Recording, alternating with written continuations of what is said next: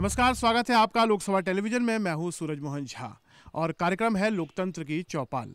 2019 लोकसभा चुनावों की तारीखों के ऐलान चुनाव आयोग ने कर दिए हैं। सभी राजनीतिक दल अपने अपने मुद्दों के साथ अब आम जनता के बीच में है। जहां सत्तारूढ़ दल अपनी 5 साल की उपलब्धियों को लेकर जनता के बीच में जा रहे हैं, वहीं विपक्ष सरकार की नाकामियों और अपनी घोषणाओं के साथ आम जनता के बीच में जा रहे हैं। और आम जनता भी तैयार है अपने जनादेश के लिए मत देने के लिए, और वो मुद्दों को तलाश रही है, देख रही है कहाँ सरकार की उपलब्धि रही और कहाँ उसे अपनी चीज़ें जनप्रतिनिधियों से मनवानी है।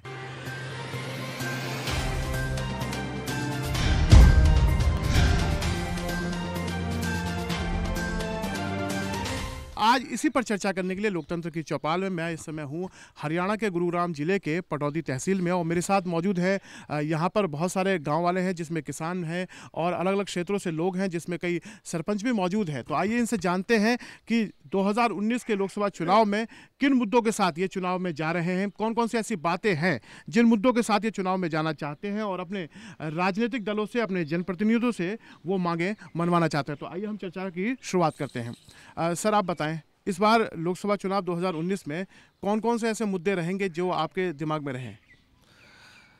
वैसे तो देखा जाए तो भारतीय जनता पार्टी की सरकार जब से बनी है, देश के विकास के लिए, हमारी विदेश नीति के लिए जो काम किए हैं वो गजब और लाजवाब हैं। उनका कोई आजकल तोल नहीं। इससे पहले जो भी सरकारें आईं उन्होंने जो भी काम किए इस सरकार की तुलना में वो जीरो रही है। और इस सरकार ने जो काम किए, इस सरकार की पॉलिसी जहाँ तक मैं समझता हूँ, मेरी अपनी सोच है कि सेल्फ डिपेंडेंट लोगों को बनाने की है, जो कि उस नीति पर सरकार चल रही है वो काफ़ी हद तक कारगर सिद्ध होगी।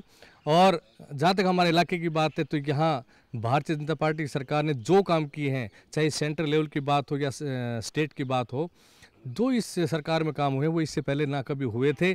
और अभी तो खैर मोदी जी हैं और इस बार तो मोदी जी हैं ही कन्फर्म, और आगे भी शायद मोदी जी आएंगे। इनका कहना है कि जो वर्तमान मोदी सरकार है उसकी विदेश नीति और लोगों को आत्म स्वावलंबी जो बनाने की योजनाएं हैं से ये बड़ा प्रभावित है और ये चाहते हैं कि एक टेन्योर और दिया जाए। आपको लगता है कि ये सरकार जो है अपनी उम्मीदों पे खरा उतरी है और उसके बाद जो 5 साल बाद ये लोगों के बीच में जा रही है तो उम्मीदों पे खरा उतर रही है? उम्मीदों पे खरा उतरी हुई है और खरा आगे उतरेगी ये सरकार।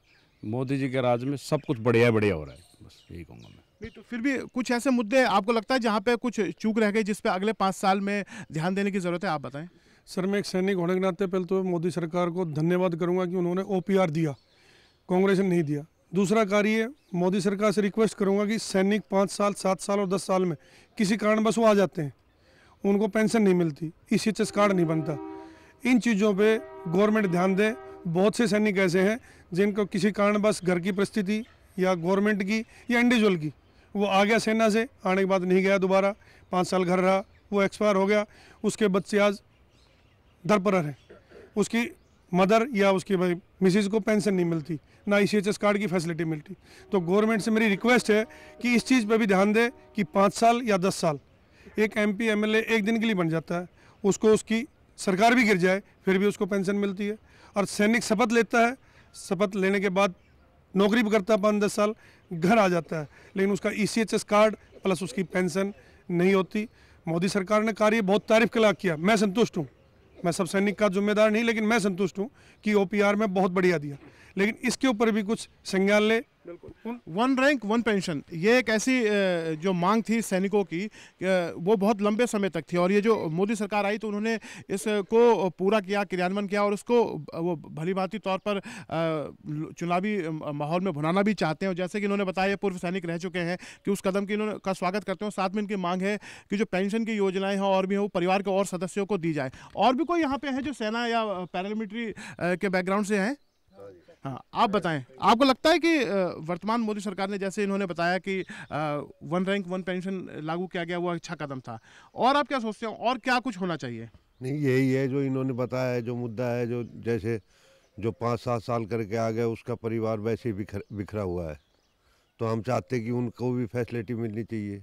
जैसे डॉक्टरी की हुई, CHD की हुई, उनको भी सामान मिलना चाहिए, उनको कोई कुछ नहीं मिल रहा। आप सेना में थे या अर्धसैनिक बलों सेना में सेना में थे? आपको लगता है कि जो पैरामिलिट्री फोर्सेस की मांग है कि जैसे बाकी लोगों को भी सेना के लोगों को मिलता है उसी तरह से उनको भी ट्रीट किया जाए? जैसे अभी हमने देखा पुलवामा पे आतंकवादी हमला हुआ था जिसमें हम बहुत सारे जवान अर्धसैनिक बल शहीद हुए थे, तो उसमें कहा जाता था कि सेना के जब जवान इस तरह की लड़ाई में वीरगति को प्राप्त होते हैं तो उनको शहीदी का दर्जा मिलता है, यह अर्धसैनिक बलों के जवानों को नहीं मिलता। तो क्या आपको लगता है उस और भी कदम उठाना चाहिए? होना चाहिए। सरकार से रिक्वेस्ट है कि सबके लिए नियम करना चाहिए। ये हाँ, ये कार्य अच्छा है और मुझे उम्मीद है कि सरकार सोचेगी इसके बारे में। आप भी कुछ कहना चाहते हैं? हाँ बिल्कुल जी, ये जरूर होना चाहिए। अर्धसैनिक हो चाहे कोई भी किसी भी, अगर वो पैरामिलिट्री फोर्स है या अर्धसैनिक बल है, सीआरपी, बीएसएफ, आईटीबीपी जो भी है, सबको ही शहीद का दर्जा मिलना चाहिए और वो सारी फैसिलिटी मिलनी चाहिए जो एक शहीद को मिलती है। जो देश की सुरक्षा को लेकर, सीमाओं को लेकर बात होती थी, सभी वैसे तो राजनीतिक दल इसको कहते हैं कि भाई सेना को मजबूत करना चाहिए ताकि सीमाएं मजबूत हों। आपको लगता है कि जो सरकार रही मोदी सरकार, उसने किस तरह का काम किया और आने वाले समय पे अब चूंकि चुनाव है उसके बाद जनादेश आएगा तो जो भी सरकार हो वो राष्ट्रीय सुरक्षा को लेकर कैसी नीति अपनाए? जो इस सरकार में जो पहल हुई है, अभी जो पुलवामा में जो आतंकी हमला हुआ था उसके बाद जो पहल हुई है बहुत अच्छी पहल हुई है। इससे पहले जो सरकारें थी ठीक है उन्होंने किया, पर ऐसा कोई कदम नहीं उठाया ऐसा जो उठाना चाहिए। और हमारे सभी सैनिकों के लिए जो सेवाएं दी जा रही है, जो फैसिलिटी दी जा रही है बहुत अच्छी है और हमें गर्व है इस सरकार पे जो इतना अच्छा पहला कदम उठाया है, उस पर सभी देशवासी खुशी मना रहे हैं। आपको लगता है कि इससे पहले भी लड़ाइयाँ हुई पाकिस्तान के साथ, चीन के साथ, हमारी सेना ने तो सेना का राजनीतिकरण नहीं होना चाहिए, सेना ने तो हमेशा अपने साहस का परिचय दिया है। सेना ने तो हरदम साहस का परिचय दिया है और देती रहेगी। सेना का मनोबल ऊंचा रखना चाहिए, मोदी सरकार ने किया है और हम सब ने मिलकर करना चाहिए। चलिए, और हम कुछ और मुद्दों की बात करते हैं राष्ट्रीय सुरक्षा के अलावा। यहाँ पे हम चूँकि गांव में हैं और लोग खेती और किसानी से जुड़े हुए हैं तो हम उस मुद्दे पे भी बात करते हैं कि क्या चुनाव में जब वो जाएंगे तो होता क्या है, जब चुनाव से पहले सभी लोग खेती और किसानों की बात करते हैं लेकिन जब चुनाव आते हैं तो ये मुद्दे कहीं पीछे चले जाते हैं और भावनात्मक मुद्दे आगे आ जाते हैं। तो आज हम गाँव में मौजूद हैं तो गाँव के पृष्ठभूमि में लोगों से पूछते हैं क्या खेती किसानी जो है जब वो वोट डालने जाते हैं तब उनकी जहन में रहता है? हाँ, ये सब चीज़ें हमारे दिमाग में रहती है, लेकिन अब की बार मोदी सरकार ने बहुत अच्छा किया है। हम चाहते हैं कि ये 24 में भी, 19 में तो आएगी लेकिन 24 में भी मोदी सरकार ही आएगी। चलिए, वो तो आगे की बात है। अभी हम अगर बात कर लें 2019 के लोकसभा चुनावों की, तो एक किसान के नाते आपको क्या लगता है कि राजनीतिक दल कौन कौन से आपके ऐसे मुद्दे हैं जिनको पूरा करें, जो आप अपेक्षाएं राजनीतिक दलों से आप रखते हैं? मोदी सरकार जो है हमें मुआवजा दे रही है। जैसे पहले क्या होता था, कहीं नुकसान होता था वहीं देती थी और जहाँ नुकसान नहीं होता तो वहाँ भी दे देती थी। मोदी सरकार ने ऐसा किया है कि जहाँ नुकसान होता है वहीं देती है। चलिए, हम एक बुजुर्ग हमारे साथ हैं, आप बताएं, आपने बहुत सारे, आगे आ जाए, आपने बहुत सारे चुनाव में वोट डाला होगा, कई सरकारें देखी होंगी, शायद इंदिरा से लेकर अब तक मोदी सरकार तक आपने बहुत सारी सरकारें देखी हैं। सरकारों का नज़रिया खेत के लिए, किसानों के लिए कुछ बदला है या आप लगता है सभी सरकारों ने काम किया था? कांग्रेस सरकार ने कभी 20 रुपया, कभी 30 रुपया, कभी 100 रुपया ये मुआवजा दिया करती नुकसान का। इसने पैसे भी अच्छे दिए, अब भी 2-2 हज़ार रुपये किस्त दे रहे, 6 हज़ार रुपये साल का, लेकिन वो हमारे गांव में कई आदमियों की नहीं पहुंची। यहाँ से कमी है या कोई वहाँ से, ये नहीं पता। इनका कहने का मतलब है कि मुआवजे की राशि जो है वो बढ़ी है लेकिन उसका क्रियान्वयन, ये कह रहे हैं कि जो क्रियान्वयन का है ग्रामीण स्तर पर, उसमें अभी इनको खामी नजर आती है। उनकी उम्मीद है कि जो भी सरकार आए वो इस और ध्यान दे। हाँ, मैं इनसे बात करता हूँ। आप बताएं, बहुत सारे चुनाव हुए हैं, आपने बहुत सारे चुनावों में भाग भी लिया होगा, देखा है, सरकारें देखी हैं, क्या फ़र्क मुद्दों को लेकर आप देखते हैं तब और अब में आया है? जो ये सरकार है ये बहुत बढ़िया काम कर रही है और गरीबों की बहुत ज़्यादा मदद हो रही है। ऐसी सरकार होनी चाहिए और देश को बचाना चाहिए।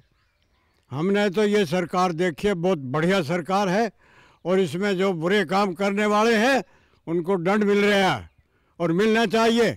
ये सच्चाई की वो है जब हमारी तो आखिरी उम्र है, लेकिन यह सरकार आगे भी आनी चाहिए। क्यों कि ये देश को बचाने के लिए बड़ी बढ़िया सरकार है। गरीबों की भी सुनता है, जमींदार की भी सुनता है, सब चीज़ की सुनता। ऐसी सरकार होनी चाहिए।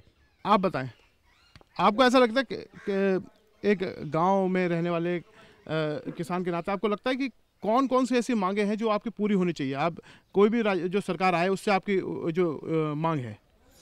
पहली मांग तो ये है कि जैसे पहले मैं भी एक्स आर्मी से हूँ, तो पहला पॉइंट जो दिया गया था कि जो हमारे ये अर्धशाली में काउंट करते हैं इनको कोई फैसिलिटी नहीं है, वो इनको लागू होनी चाहिए। CSD की है या उनकी मेडिकल की है।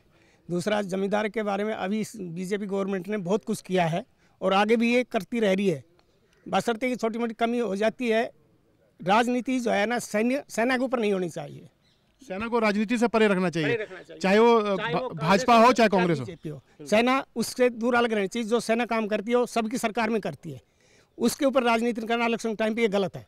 तो जैसे अभी हम देखते हैं राजनीतिक दल जो है वो दावे करते हैं कि हमने अपने समय पे ऐसा किया था, तो वर्तमान सरकार कहते हैं हमने ऐसा किया था। ये सब आपको लगता है चर्चाओं में नहीं रहना चाहिए? सेना को चर्चाओं नहीं से पहले भी जब इलेक्शन में थे 2014 के अंदर, तब मोदी जी का नाम रख दिया था कि चाय वाला एक प्रधानमंत्री नहीं बन सकता, और उसी योजना के आधार के ऊपर अब इनको रख दिया चौकीदार। अब ये चौकीदार ही प्रधानमंत्री बनेगा। हाँ सर, आप थोड़ा आगे आ जाए। आप जो है आपने अब तक की जो पूरी राजनीति में देखा होगा, कितने दशक से आप इस भारतीय राजनीति को देख रहे हैं, किस तरह का बदलाव आपको दिखता है चुनावी प्रक्रियाओं में आता है? प्रक्रियाओं घोषणाएं तो होती रहती है सरकार की।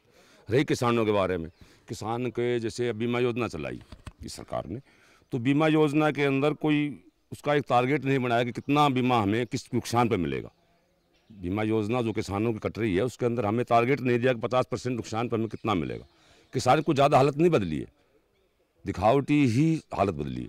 तो ये दावे किए जा रहे हैं कि किसानों के बारे में काफ़ी सोचा जा रहा है, वो जैसे मुआवजे की बातें, मुआवजे की बातें हैं, लेकिन उसमें बदलाव नहीं आया ज़्यादा। जैसे 50% 60% का उसको नहीं आया। बीमा खूब ने दिया है सरकार ने, ओला किस्ते दिया है, लेकिन उसमें बदलाव में काफ़ी कम आया किसानों को। लाइट के बारे में कमी है, MSC रेट भी थोड़ा सा बढ़ाया तो है, लेकिन इतना ज़्यादा ना बढ़ाया गेहूं के लिए। किसानों को लेकर कदम तो उठाए गए, लेकिन इनके हिसाब से जो किसानों के लिए कदम उठाने चाहिए थे, जितनी उम्मीद थी वो नाकाफ़ी इनको लगती है। लेकिन जिस तरह से हमने देखा अभी पहले सेगमेंट में जो हमने लोगों से चर्चा की, जिसमें जो बात निकल कर आई, क्योंकि हरियाणा जो है, हरियाणा के हर गांव में आपको सेना में बहुत सारे युवा मिलेंगे, जो लोग होंगे रिटायर होंगे, वो सेना में रहते हैं। तो यहाँ हमने देखा जो चर्चा निकल के आई थी, 1 रैंक 1 पेंशन एक अच्छा मुद्दा यहाँ पर लोकसभा चुनावों को लेकर रहा। लोग खुश हैं कि उसे लागू किया गया, और उनकी अपेक्षाएं और भी हैं, जैसे पेंशन को परिवार पर लागू किया जाए, अर्धसैनिक बलों के जवानों को भी शहीदों का दर्जा दिया जाए, उन्हें भी समान सारे अवसर दिए जाए। खेती किसानी को लेकर कुछ लोगों ने संतोष जताया, कुछ लोगों के अपने सवाल हैं, कुछ लोगों ने कहा है कि काम हुआ है लेकिन क्रियान्वयन के स्तर पर अभी और काम करना बाकी है। अभी समय हुआ एक ब्रेक का। ब्रेक के बाद जब आएंगे तो बात करेंगे महिलाओं की, महिला सशक्तिकरण की और सामाजिक योजनाओं की, जिसकी बात कही जा रही है उसको लेकर के पिछली जो अब वर्तमान सरकार है उसने क्या किया, और आने वाले जो चुनाव है, अब चुनाव में बाद जो नई सरकार होगी उससे लोगों की अपेक्षाएं क्या रहती हैं।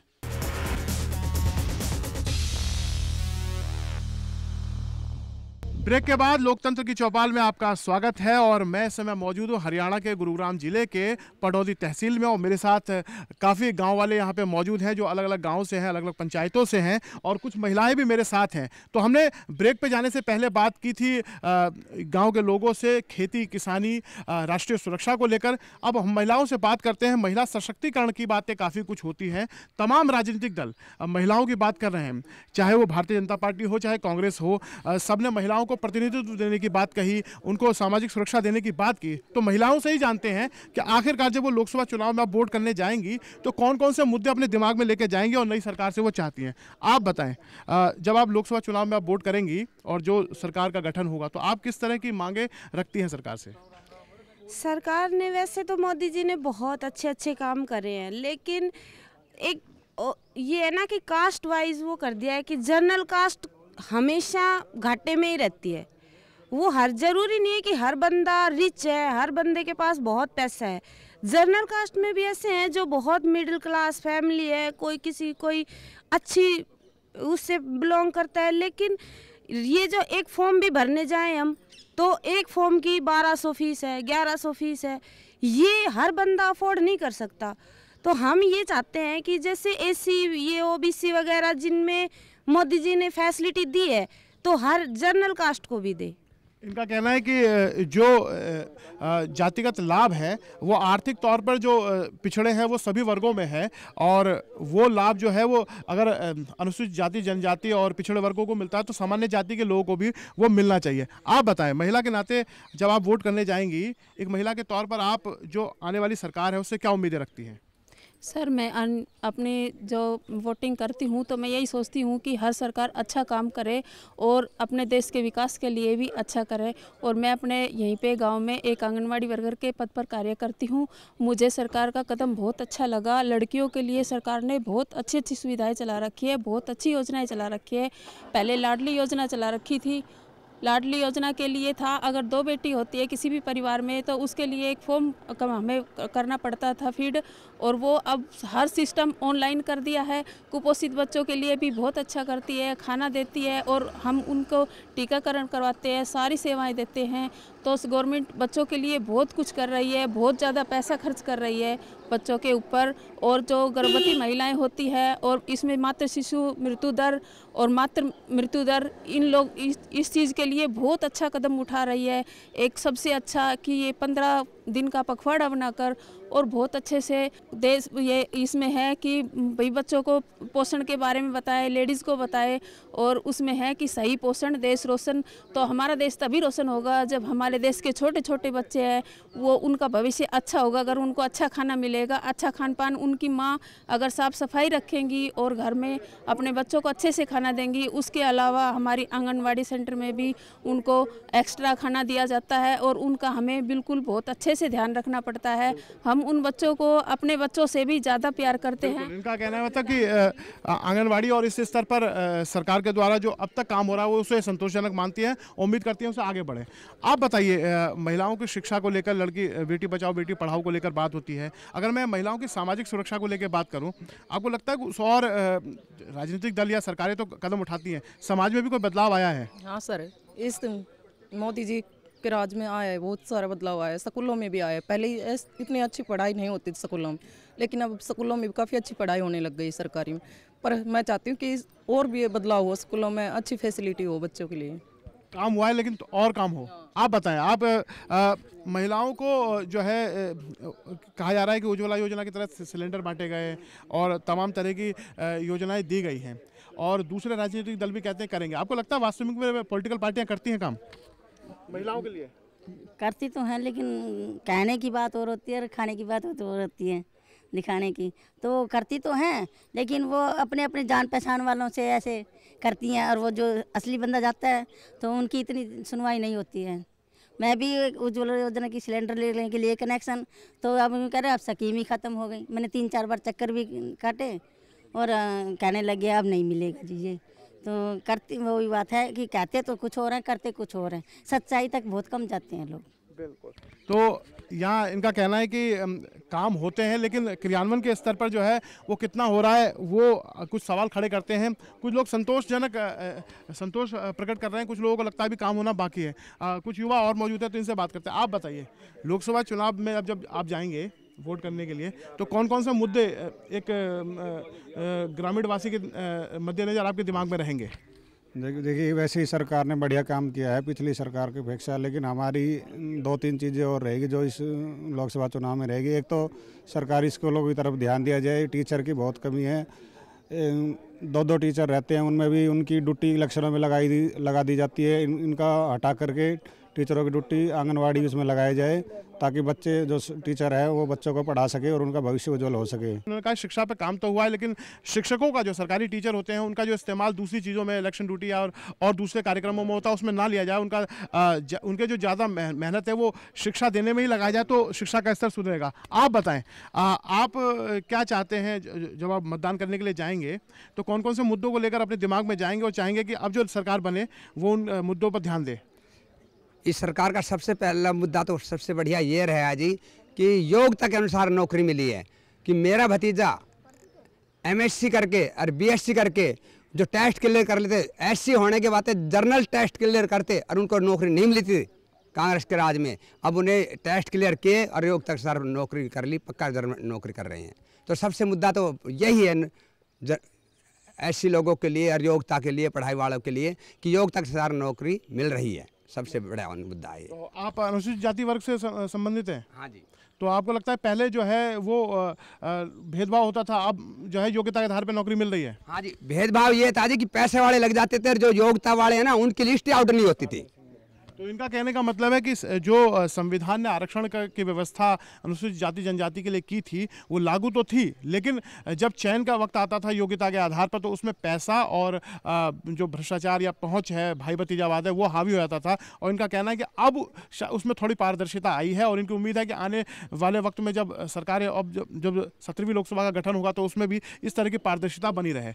आप बताएं कौन से आप ऐसे चाहते हैं मुद्दे, चाहे वो कृषि को लेकर हो, राष्ट्रीय सुरक्षा को लेकर हो, रोजगार को लेकर हो? युवा हैं तो रोजगार को लेकर आपको लगता है कि सरकार जो है अपनी उसमें पूरी उतरी है? हाँ, रोजगार के लिए तो काफ़ी कुछ किया है और मैं चाहता हूँ कि कोई भी सरकार जो फैसला लेती है ना, कोई भी स्कीम चलाती है तो उनको है ना एक छटनी, उसको जल्दबाजी में नहीं करनी चाहिए, उसकी छटनी करनी चाहिए कि जो जन्म दे रहे हैं उसके लायक भी है नहीं, डिसेबिलिटी पूरी कर रहा है या नहीं कर रहा है। तो ऐसे लोग भी रह जाते हैं जिसको जायज़ है और उनको मिलना चाहिए, और ऐसे लोग भी हैं जो नहीं चाहिए और फिर भी उनको मिल रहा है। आप सपोज अभी यही करो, जो 6,000 रुपये अभी गवर्नमेंट ने चलाए थे तो ऐसे लोगों को मिल रहा है जो डबल मिल रहा है, जो को पेंशन भी आ रहा है फिर मिल रहा है। जो उन्होंने एक वो इंस्ट्रक्शन दिया था कि 10,000 सैलरी से ऊपर ये नहीं मिलेगा और सरकारी नौकरियों को नहीं मिला, तो ऐसे लोगों को भी मिला है और ऐसे लोगों को नहीं मिला जो उसके लिए हकदार थे। बिल्कुल। तो इनका कहना है कि जो योजनाएं हैं वो योजना जो है उन तक पहुंचे जो इसके वास्तविक में हकदार हैं, उनको ना मिले जो दोहरा लाभ ले रहे हैं। आप बताएं, आप जो है रोजगार के क्षेत्र में मोदी जी जब आए थे पिछले लोकसभा में तो उन्होंने कहा था 2 करोड़ नौकरियां जो है हर साल दी जाएंगी, और कांग्रेस पार्टी और जो दूसरी विपक्षी पार्टियां हैं वो कह रही हैं कि रोजगार के क्षेत्र में ये सरकार विफल रही है। आपको लगता है कि रोजगार मुद्दा रहेगा इस बार चुनावों में? बिल्कुल रहेगा मुद्दा रोजगार का, और इस सरकार ने सबसे ज़्यादा नौकरियां, गवर्नमेंट नौकरियां सबसे ज़्यादा इसी सरकार में आई हैं, ठीक है, और प्राइवेट सेक्टरों में बहुत सी नौकरियां हैं जो लोग ले रहे हैं, कर रहे हैं, ठीक है। तो बीजेपी गवर्नमेंट है, उसने एम्प्लॉयमेंट के ऊपर बहुत ही ज़्यादा वर्क किया है, डेवलपमेंट सबसे ज़्यादा हो रही है, जीडीपी, हमारे देश की जीडीपी ग्रो कर रही है, ठीक है। जो डेवलपमेंट है, देश की डेवलपमेंट बहुत ही ऊपर जा रही है, ग्रोइंग है। इनका कहना है कि रोजगार के क्षेत्र पे काम हुआ है और विकास कार्य भी हुए हैं। आप बताइए, अगर मैं बात करूं कि सरकार के परफॉर्मेंस के अलावा कौन सी ऐसी चीज़ें हैं जो आप मानते हैं कि अभी छूट रही हैं और अब जब चुनाव हों उसके बाद जो भी सरकार आए वो उस पर ध्यान दे? तो सबसे बेसिक चीज़ें होती हैं, किसी भी देश की शिक्षा व्यवस्था अच्छी हो, स्वास्थ्य व्यवस्था अच्छी हो, कानून व्यवस्था अच्छी हो। और देश में हमेशा चुनाव में मुद्दे होते हैं डेवलपमेंट के, एम्प्लॉयमेंट के, तो ये मुद्दे तो सदा चलते आते हैं। और अगर हमारा देश डेवलपमेंट के मुद्दे पर, एम्प्लॉयमेंट के मुद्दे पर चुनाव लड़ता है तो देश के लिए भी बेनिफिट है। देश की सुरक्षा भी एक मुख्य चुनाव का मुद्दा होता है। देश की सुरक्षा बढ़े, हमारे सीमाओं की सुरक्षा बढ़े, तो कोई भी सरकार रहे, चाहे बीजेपी सरकार है चाहे कांग्रेस, इन सभी मुद्दों पर सभी सरकारों को मिलकर काम करना चाहिए। शिक्षा व्यवस्था है, कानून व्यवस्था है, तो ये सभी जो व्यवस्थाओं पर सबको मिलकर काम करना चाहिए। कुछ इनका कहना है कि कुछ ऐसे मुद्दे होते हैं जिसपे चाहे राष्ट्रीय सुरक्षा हो या और जन सुरक्षा के मुद्दे हैं उस पर इनका मानना है कि राजनीति नहीं होनी चाहिए और जो है उस पर एक आम राय होनी चाहिए। कुछ बुजुर्ग यहाँ बैठे हैं, मैं इनसे जानता हूँ इनकी राय। आप बताइए, आप अब जो चुनाव है उसमें कौन कौन से मुद्दे आप चाहते हैं कि सरकार जो है वो पूरे करे? एक तो बेरोजगारी समस्या का मुद्दा जो है ना वो बहुत ज़रूरी है, क्योंकि जो पढ़ा लिखा बच्चा है वो कई जगह जो है ना अपने टैलेंट्स की वजह से जो है ना निकलते आता है, लेकिन बाद में जो है ना इंटरव्यू के टाइम में जो है ना वो रह जाता है। तो एक तो ये मुद्दा बहुत ज़रूरी है। दूसरा, किसानों के हित के लिए जितना अब सरकार ने किया है उससे ज़्यादा और थोड़ा चढ़कर करेगी तो किसान खुश रहेंगे, तो पार्टी जो है मजबूत होगी। हम तो जी मोदी जी ने चाहे, जब पहले हर सरकार में पैसा चल रहा था बाढ़ का ही नौकरी लगवाने में, ये कोई पैसा नहीं, अपनी काबिलियत तो लग गए। हम तो बहुत खुश है इस बात से। मोदी जी सरकार ने इंडस्ट्री के क्षेत्र में बहुत अच्छा काम नहीं किया, क्योंकि मैनेज करने वाले की तनख्वाह तो 1 लाख रुपए होती है और काम करने वाले की, कामगार की तनख्वाह 10,000 रुपये होती है। आज भी हमारे मजदूर भाई 10-10 हज़ार रुपये में काम कर रहे हैं, जिसके 3-3, 4-4 बच्चे, वो 10,000 में कैसे गुजारा करेंगे? तो इनका भी थोड़ा ऊपर उठाना चाहिए, इनका ग्रेड रिवाइज करना चाहिए। आज हमारे हरियाणा के अंदर 9100 रुपये का ग्रेड है। 9100 रुपये में क्या कर लेगा, जिसमें PF ESI कट जाता है, 7,500 रुपये उसके हाथ में आते हैं। कैसे वो महीने का गुजारा चला लेगा? फीस भी नहीं दे सकता आजकल। शिक्षा के क्षेत्र में वो उसके बच्चे कैसे आगे बढ़ेंगे? क्या एक बड़े संपन्न परिवार के बच्चे आगे जाएंगे, मजदूर के बच्चे आगे नहीं जा सकते? उसको यानी कि हम नहीं पढ़ा सकते क्या?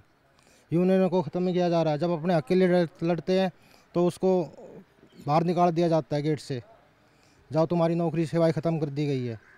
हम हक के लिए नहीं बोल सकते कहीं भी। ऐसा कोई कानून बनाए ताकि मजदूर भी ऊपर उठे।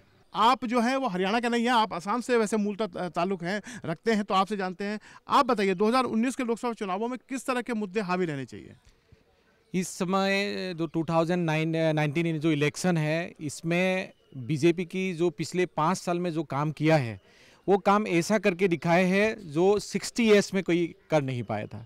जैसे आपको आयुष्मान भारत है, तो उनके आधार पे जब 5 करोड़ जो फैमिली को जो इन्होंने हेल्प दिया था मेडिकल क्षेत्र में, ये किसी सरकार ने नहीं दिया। ये दुनिया का सबसे बिगेस्ट एक प्लान है। तो इसके ऊपर जो काम किया है, जैसे फार्मर्स के लिए जो काम किया था, जो फार्मर्स को जो छोटी किसान है उनको 6,000 रुपये दिया था, तो उनका पहले किस्ती मिल गया था 1 महीने के अंदर अंदर। ऐसा काम किसी सरकार ने अभी तक नहीं किया। और मैं हरियाणा में कई बार आया था, जो ये 5 साल में जो हरियाणा का डेवलप देखा रहा, जो कम्युनिकेशन रोड सिस्टम का जो डेवलपमेंट देखा था, स्कूल की डेवलपमेंट देखा था, ये हर क्षेत्र में जो आगे बढ़ रहा है, ये इसकी पीछे एक ही कारण है, हम लोग का जो लीडर्स है, जो बीजेपी का जो लीडर्स है इस समय नरेंद्र मोदी जी, वो हर तरीका से अच्छा काम किया है। और वो खुद को इस समय कह दिया है चौकीदार है, वो सही कहा है, क्योंकि वो चौकीदार की तरफ से काम किया है। आप कुछ कहना चाहते हैं? नौकरी का जो मुद्दा उठाया गया इस गवर्नमेंट ने, वो एक नंबर का है कि इसके अंदर कोई भी खाया भी नहीं है। जो जैसा भी कैंडिडेट एजुकेशन के हिसाब से है उसी हिसाब से। अभी हमारे इसी नौकरियों के बारे में हमारे गांव के करीब 12 लड़के लगे हैं, लड़कियां लगे हैं। क्यों? जैसी उनकी एजुकेशन तो उसके हिसाब किताब से। कोई घूस पत्थर नहीं होते हैं, कोई कुछ नहीं होता है, भ्रष्टाचार नहीं है बिल्कुल भी, उसी का ही होना चाहिए। बिल्कुल। तो हमने यहाँ पर जो है पड़ौदी तहसील में काफ़ी लोगों से बात की और उनसे जाना, उनकी राय को लेकर कई लोगों ने संतोष प्रकट किया जो वर्तमान सरकार चल रही है, और कई लोगों ने कुछ सवाल खड़े किए। कई लोगों ने जो नई सरकार है उनसे अपनी उम्मीदें बताई। राष्ट्रीय सुरक्षा के मुद्दे यहाँ पर हमारी चर्चा में रहे, चूँकि हरियाणा जो प्रदेश है वहाँ से कि प्रत्येक गाँव में सैनिक मिलेंगे आपको बहुत सारे, और जिसमें रिटायर्ड हैं, कुछ सर्विस में हैं, तो उनकी अपनी मांगें थी जो सेना में है उनको लेकर, और जो अर्धसैनिक बल हैं उनको लेकर। फिर शिक्षा की बात हुई, बेरोजगारी रोजगार को लेकर बात हुई, खेती किसानी की बात हुई, और लोगों की उम्मीद है कि जो लोकतंत्र का महापर्व जो ये लोकसभा चुनाव 2019 है उसमें वो अपने तरफ से भाग लेंगे, और जो भी सरकार बने, जिस राजनीतिक दल की सरकार बने, वो लोगों के हितों का, खेतों में किसानों की, सैनिकों की, जवानों की, रोजगार के सभी मुद्दों का ख्याल रखे और देश की तरक्की करे। नमस्कार।